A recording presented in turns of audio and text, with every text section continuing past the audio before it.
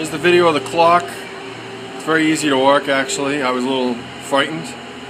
All you gotta do, first thing you do is you hit set main clock, and to set the clock, what we're gonna do is we're gonna do a 3-minute warm-up. So you go 3, 0, 0, and you hit enter.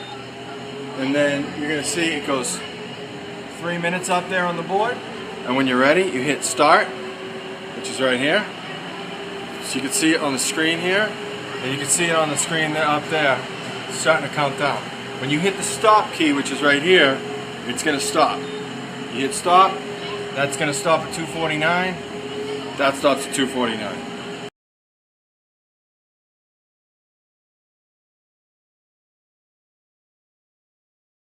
$12, 0, 0, 0, enter. There it goes. Now you get 12 up there. And then you're going to hit start. And then that starts counting down. And then every time there's a whistle, obviously you just hit stop. There you go, 11:53.